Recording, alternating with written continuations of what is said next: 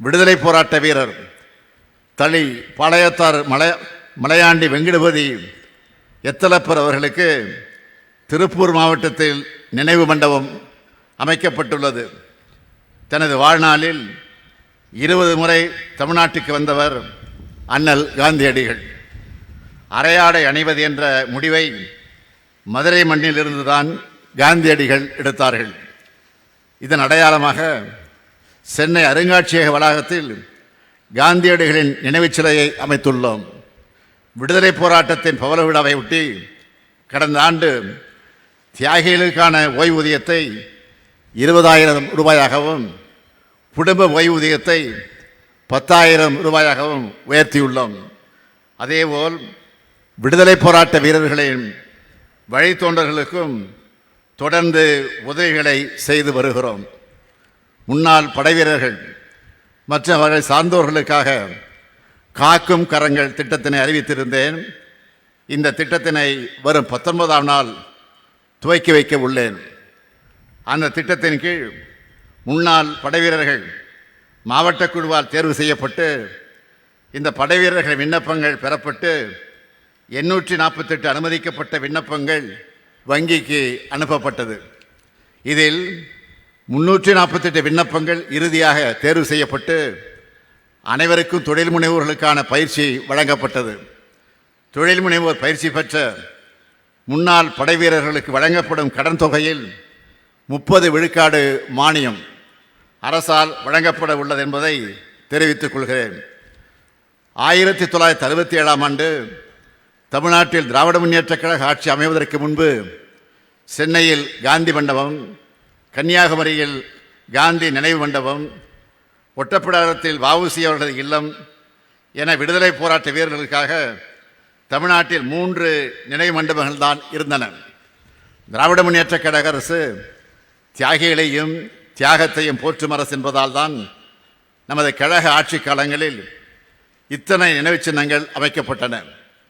தமிழ்நாட்டின் தலைமகனான பேரறிஞர் அண்ணா அவர்கள் விடுதலை நாளை பற்றி சொல்லும்போது 1947 ஆகஸ்ட் 15ஆம் நாள் நாம் ஆங்கிலேயரின் கணக்கை தீர்த்த நாள்.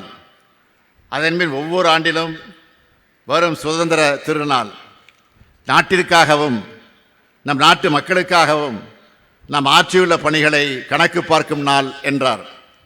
அந்த வகையில் நமது திராவிட மாடல் ஆட்சி அமைந்த இந்த 4 ஆண்டு காலத்தில் நிறைவேற்றியுள்ள திட்டங்களை நினைத்து நான் மகிழ்ச்சி அடைகிறேன்.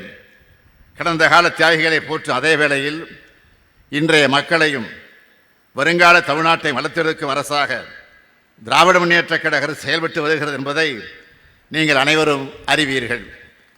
14 ஆண்டுகளுக்கு பிறகு நமது திராவிட மாடல் ஆட்சியில் தமிழ்நாட்டின் பொருளாதார வளர்ச்சி 11.19 விழுக்காடாக அதிகரித்து மாபெரும் உச்சத்தை தொட்டிருக்கிறது. இந்த ஆண்டு தொடக்கத்தில் தமிழ்நாடு நிதிநிலை அறிக்கை தாக்கல் செய்த போது சொல்லியிருந்த 9.69 விழுக்காட்டை விட இது கிட்டத்தட்ட 1.5 விழுக்காடு அதிகம். இந்தியாவிலேயே மிக விரைவாக வளர்ந்து வரும் பொருளாதாரமாக திகழ்கிறது தமிழ்நாடு. இது வேறு எந்த பெரிய மாநிலமும் பெற்றிராத மாபெரும் வளர்ச்சி. ஏன், நாட்டினுடைய வளர்ச்சியே 6.5 விழுக்காடு தான். ஆனால் தமிழ்நாடு 11.19 விழுக்காடு வளர்ச்சி அடைந்துள்ளது. எங்களை நம்பி ஆட்சியை ஒப்படைத்த தமிழ்நாட்டு மக்களுக்கு கிடைத்த மாபெரும் வெற்றி இது. சில முக்கியமான புள்ளி விவரங்களை இங்கே பதிவு செய்ய விரும்புகிறேன். நிதி ஆயோக் வெளியிட்ட நிலையான வளர்ச்சி இலக்குகளான குறியீட்டில் தமிழ்நாடு 788 புள்ளிகளுடன் இந்தியாவில் 2வது இடத்தில் இருக்கிறது. சமூக முன்னேற்ற குறியீடுகளில் பெரிய மாநிலங்களோடு ஒப்பிடுகையில் தமிழ்நாடு 63.33 புள்ளிகள் பெற்று தேசிய அளவில் முதலிடத்தில் உள்ளது. இந்தியாவில் வறுமை கோட்டிற்கு கீழ் உள்ள மக்கள் தொகை 11.2 விழுக்காடு. ஆனால் தமிழ்நாட்டில் 1.43 விழுக்காடு மக்கள்தான் வறுமை கோட்டிற்கு கீழே இருக்கிறார்கள். அவர்களது வாழ்க்கை தரத்தையும் உயர்த்திடும் பணியில் நமது திராவிட மாடல் அரசு தொடர்ந்து ஈடுபட்டு வருகிறது. 10 லட்சம் கோடி ரூபாய் முதலீடுகள், அதன் மூலம் 30 லட்சம் பேருக்கு வேலைவாய்ப்பையும் உருவாக்கியுள்ளோம். பெண் தொழிலாளர் பங்கேற்பு விகிதம் 47 விழுக்காடு. ஸ்டார்ட் அப் தரவரிசை பட்டியலில் 2018 கடைசி இடத்தில் இருந்தது. முதலிடத்திற்கு முன்னேறி இப்போது பெஸ்ட் பெர்ஃபார்மர் ஏற்றுமதி தயார் நிலையில் குறியீட்டில் இந்திய நாட்டிலேயே 80.89 புள்ளிகளுடன் முதலிடம்.